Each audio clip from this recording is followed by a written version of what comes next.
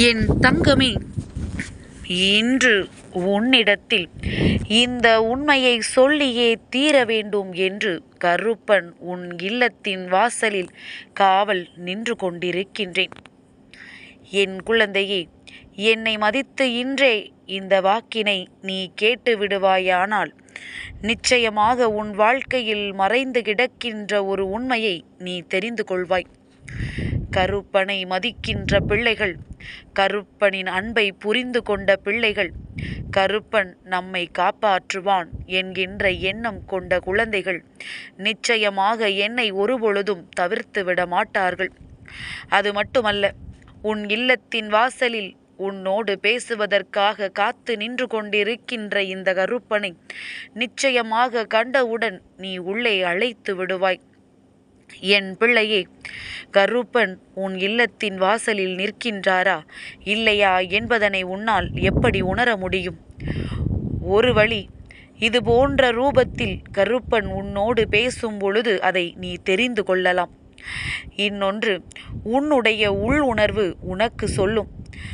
நீ கஷ்டத்தில் இருக்கும் பொழுது சில நேரங்களில் உன்னுடைய உள் உணர்வு உனக்கு சொல்லும், நம் கருப்பன் நமக்காக இருக்கின்றார், நம் இல்லத்தின் வாசலுக்கு எந்த தீய சக்தியும் வர முடியாது என்று.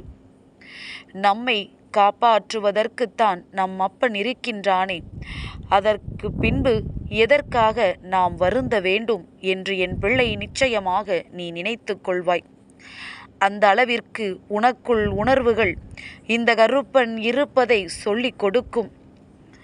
இந்த இரண்டு வகையிலும் உனக்கு இந்த கருப்பனை உணர முடியவில்லை என்றால் இந்த கருப்பனினுடைய ஆசீர்வாதங்கள் இன்னமும் உனக்கு முழுமையாக கிடைக்கவில்லை என்று அர்த்தம்.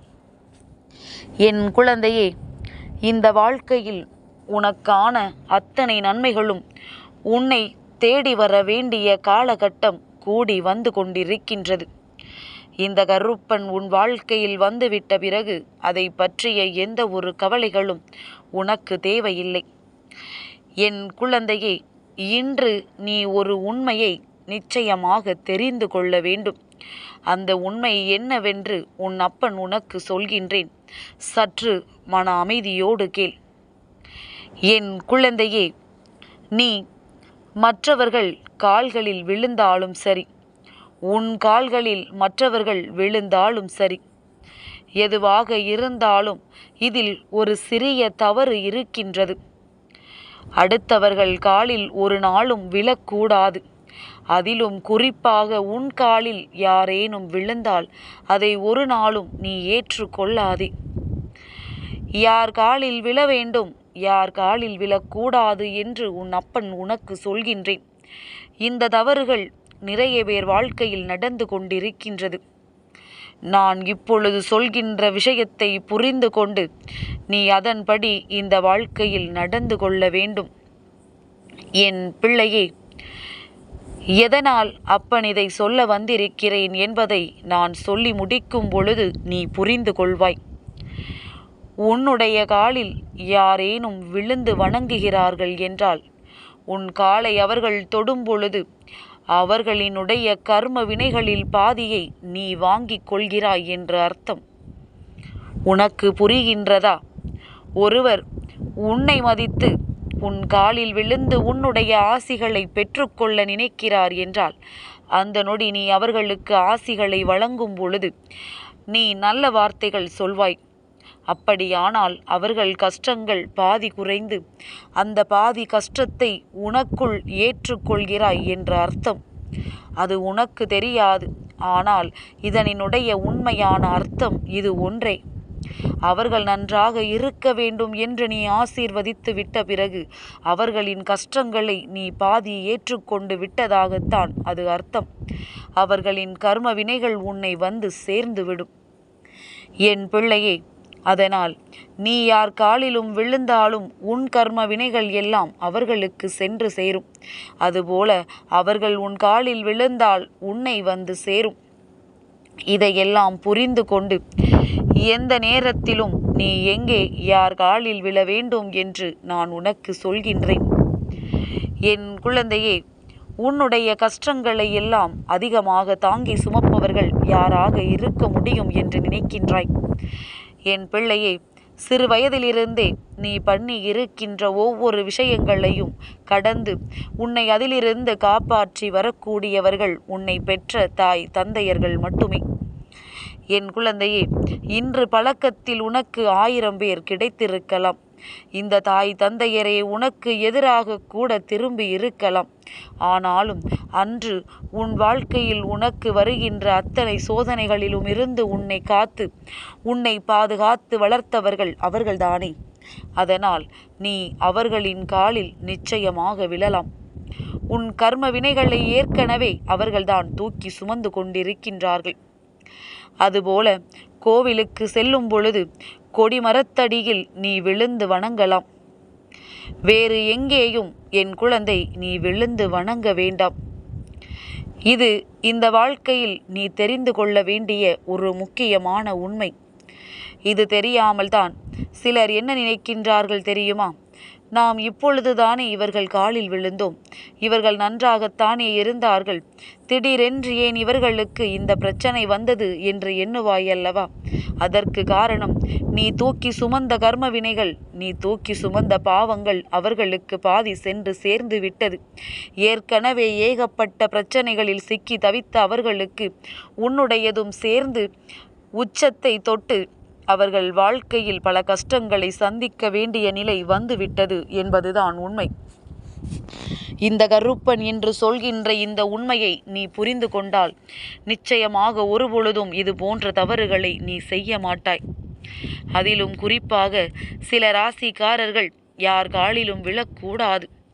இதையெல்லாம் நீ உணர்ந்து அதன்படி நீ நடந்து கொள்ள வேண்டும். என் பிள்ளையே, இந்த வாழ்க்கை உனக்கு நடத்துகின்ற பலவிதமான சோதனைகளுள் இதுவும் ஒன்று. உனக்கு நிச்சயமாக அதிர்ஷ்டம் என்ற ஒன்று இருக்கிறது என்றால் உன் கர்ம வினைகளை நீ இன்னொருவருக்கு கொடுத்து விடுவாய். அதே நேரத்தில் உனக்கு நேரம் சரியில்லை என்றால் மற்றவர்களின் கர்ம வினைகளை நீ ஏற்றுக்கொள்வாய். மேலும் மேலும் வாழ்க்கையில் கஷ்டங்கள் வந்து கொண்டிருக்கும். இன்றிருக்கின்றவர்கள் எல்லாம் என்னவோ தன் காலில் இவர்கள் விழுந்தால் தமக்கு பெருமை என்றும் ஒரு அதிகார தோரணை என்றும் நினைத்து கொண்டிருக்கின்றார்கள். உண்மை தெரிந்தால் ஒருவரும் இன்னொருவரை தன் காலில் விழ அனுமதிக்க மாட்டார்கள். இதுதான் உண்மை. என் பிள்ளையே, இந்த உண்மையை தெரிந்து கொண்டாயல்லவா? இனியாவது உன் வாழ்க்கையில் நீ சற்று கவனமாக இரு. யார் உன் காலில் விழுந்தாலும் அதற்கு ஒரு நாளும் நீ அனுமதிக்காதே. வாயார வாழ்த்துக்களை சொல்லி அனுப்ப வேண்டுமே தவிர காலில் விழுந்த பிறகு அவர்களுக்கு வாழ்த்துக்களை சொல்லக்கூடாது.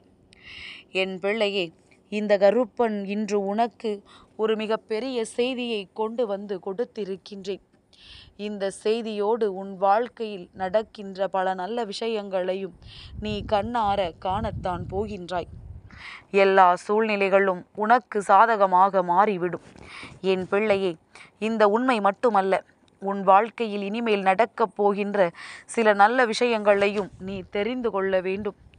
உனக்காக இந்த வாழ்க்கை கொடுத்த அத்தனை கஷ்டங்களும் உன்னை விட்டு விலகி உனக்கான நல்ல நேரம் பிறக்கப் போகின்றது.